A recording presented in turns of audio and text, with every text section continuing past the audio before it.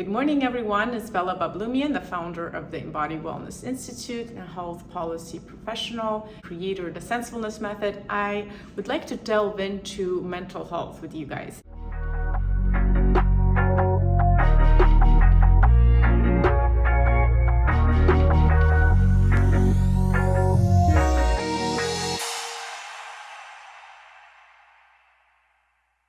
And last week I was teaching a workshop to a group of 50 people about mental health, and I wanted to share this with a broader audience because I think there's a lot of misunderstanding about what mental health is and isn't. I think a lot of us think of mental health as, here in the associated with the brain and what we think and our feeling. Yes, it is that. But it is also very much rooted in the physical body. And we really need to understand the conditions that can both contribute to us getting out of mental health and well-being, and also those that can bring us back to mental wellness. As someone that's worked for years with behavioral change, and I've studied psychology as an undergrad, I can say that, by and large, one of the reasons I decided not to go into the field is because it's so over-focused on the mental aspects. And I really like looking at the overlap because I think those two are deeply interconnected. On a personal level, I recently experienced an episode myself, and I'd like to be vulnerable, share this with you because I think a lot of us are experiencing this. So it started with stress. It could have different reasons, but for me, it was a prolonged period of, having taken care of my daughter by myself, some financial difficulties given the transition that the market experiencing, and so that how that affected my professional life, and all of that translated into sleepless nights. And as insomnia became more and more severe, I started experiencing anxiety. And anxiety started spiraling out of control, and that really got me into some episodes where I needed to seek not only professional help, but get some help from my family members, which has never happened in the past. And I'm really grateful actually for this because it was so powerful to see what I teach in action. There's certain conditions that we need to keep our mental health in order, and there are certain physical things that we need in order to stay well, and we don't think about them until it's too late. So I want to highlight some of these. So sleep is by far the most important lifestyle factor that is needed for us to really keep our mental health in order. Why? Because when we sleep, all the debris that have accumulated during the day are able to be processed and be taken out of our brain, so we don't accumulate the toxins that create inflammation in the brain and create all these mental health issues, such as from anxiety, depression, to things like even like dementia and Alzheimer's. So what we need to focus on is really cleaning up our habits. The sleeping habits are essential. And if you need help understanding what are the factors that can help you have better sleep, aside from keeping your stress levels down, it's really important to have this sleep hygiene around your schedule. Have it regularity, sleep for 8 hours, know when to turn lights on and off, get enough sunlight, know when to eat and when not to eat so that you're not digesting instead of sleeping at night. Okay, so that's one factor. The other factor is that actually nutrients and what we eat are the most important building blocks of our mental health too. We don't think of mental health as having some tangible components, but it absolutely does. Did you know that 90 to 95% of the serotonin is produced in your gut?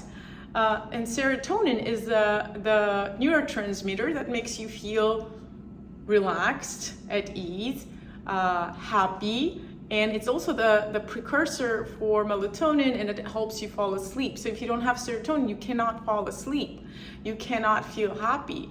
And if you think about it, serotonin is produced in your gut. So if your gut is compromised, if you're not eating well, then you might suffer both sleeping issues and mental health issues. So it's all interconnected. The third factor is exercise, and just pay attention and see how these are the same pillars that are important for preventing chronic diseases, right? But they're actually one and the same for mental health. And that's why the more I study these, the more I see how intricate, not just connected they are, they're part of the same body. They might be different aspects of it, but our health is very holistic in nature.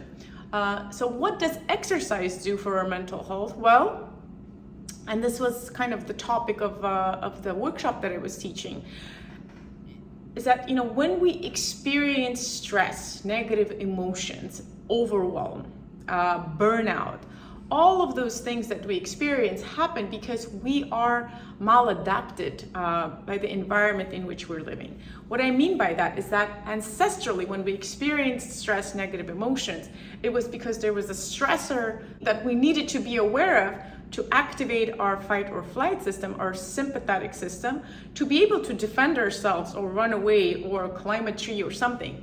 And when that happened, when we experienced the stress, we immediately activated the body, which happens in exactly the same way in a modern day. But what doesn't happen in a modern day is, whereas in the past we would run away from the animal and we would sweat out all the toxins that we had accumulated, we will release the muscle tension that we have accumulating during the stress. Through the tears and the screams, we actually get rid of the hormones, the cortisol and the adrenaline that are accumulated in our bloodstream.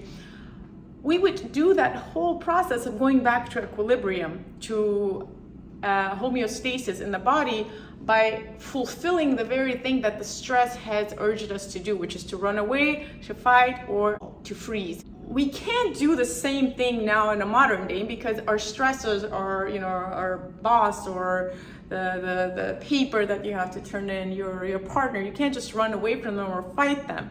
Knowing that your body has prepared itself for this state, you have to understand that you have to now do something to offload the stress in a very direct way. And when we exercise, that creates this loop of sympathetic system and the parasympathetic system kicking in to create the relaxation. So we're actually creating this loop of homeostasis that the body itself can create, which is very healthy. So in this case, stress becomes actually something very useful and helpful, and the negative emotions that you're experiencing are communicating something important for you.